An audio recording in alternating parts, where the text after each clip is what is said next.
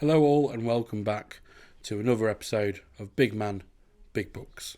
In today's episode we'll be discussing the fantasy extravaganza which is the Kingkiller Chronicles, aka The Name of the Wind by Patrick Rothfuss. Now this is one that in particular is well beloved amongst fantasy fans all around the world, regardless of the current controversy going on with Patrick Rothfuss and the charitable cause that he was promoting and the chapter of the last book. If you want to look into that, you can. That's not something I'm going to be discussing in detail today. I do not know enough about it, but I still want to discuss this book because it is one that everyone draws back to when talking about some of the greatest fantasy books of our generation. Now, just a warning, famously, this is not finished. There are 2 books in this series, and there is due to be 3, but currently we do not have a 3rd instalment just yet.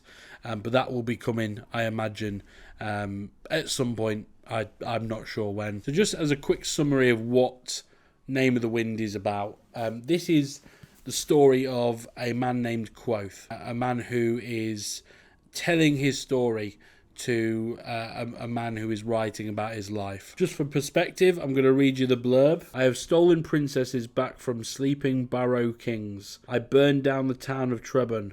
I have spent the night with both Felurian and left with both my sanity and my life. I was expelled from the university at a younger age than most people are allowed in. I tread paths by moonlight and others fear to speak of during the day. I have talked to gods, loved women, and written songs that make the minstrels weep. My name is Quoth.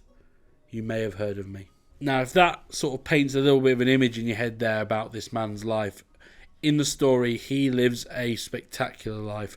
When we first see him, not to go into too much spoilers, but he's working in a bar. He works in a tavern, and he's in hiding for whatever reason.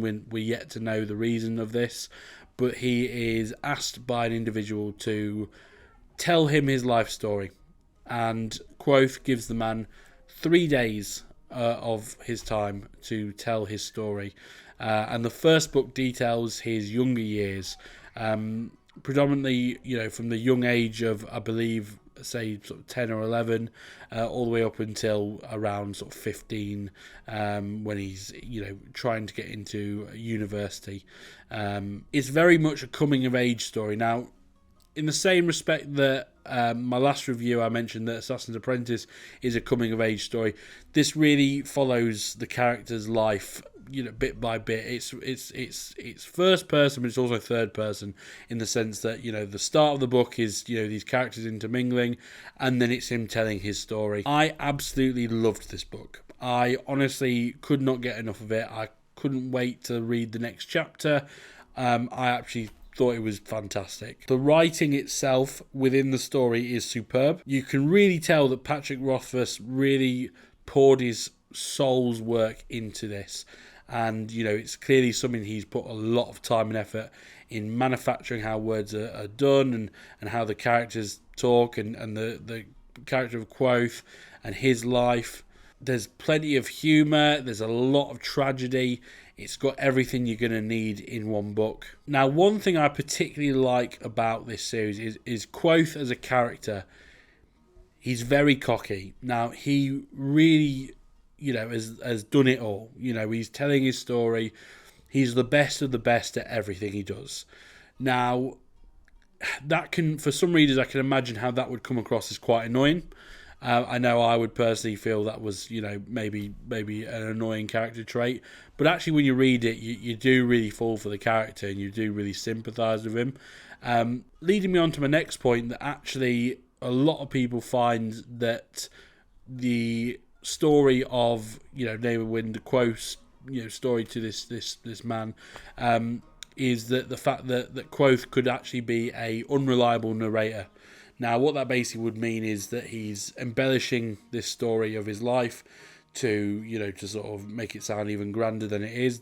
Not doubting that some of the events are true, but there's instances that maybe sort of we're led to believe that could be altered or has been changed. and it's really interesting to sort of have that as a storyline as well.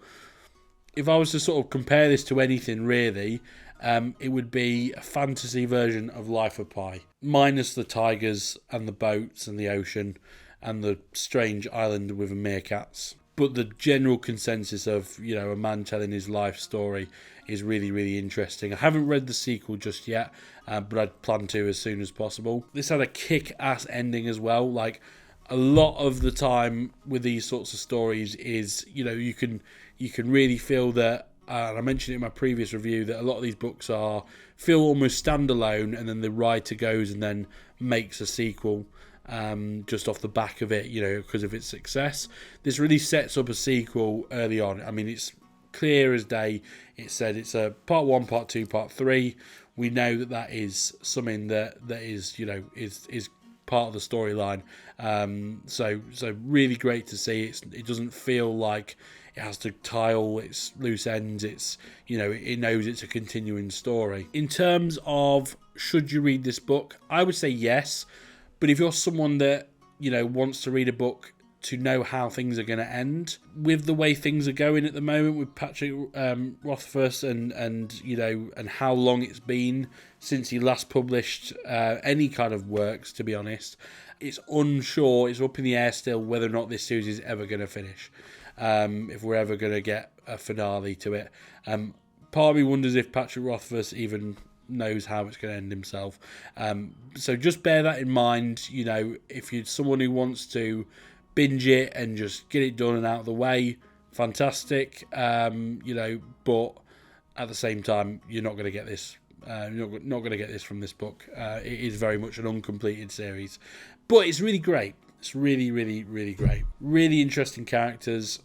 Really great sort of delving into, into trauma, family, loneliness. It's really great to see, and the actual sort of dialogue and the way it's presented is really good, and it feels kind of original as well. I know other stories do the whole kind of, person telling their life story, but this just feels so much, I don't know, like a breath of fresh air, really, especially within the fantasy genre. So I would honestly say this is one of the better, fantasy series of the last 20 years. Other than that, not much else to say. You may choose to skip this one, considering everything going on with Patrick Rothfuss right now, understandably so. So what are your thoughts on Name of the Wind? Have you read it? Are you going to give it a read now? Are you going to give it a miss? Let us know in the comments. I do plan to read the sequel in the coming months.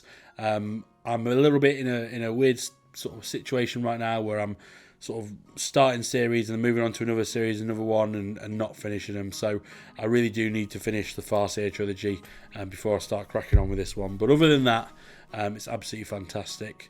And yeah, you should definitely check it out. I would say if I'm going to give this a rating, I'm going to say it's a 9 out of 10 from me. Alright, thank you very much everyone for watching. Hope you enjoyed today's video, and I'll see you later. Bye now.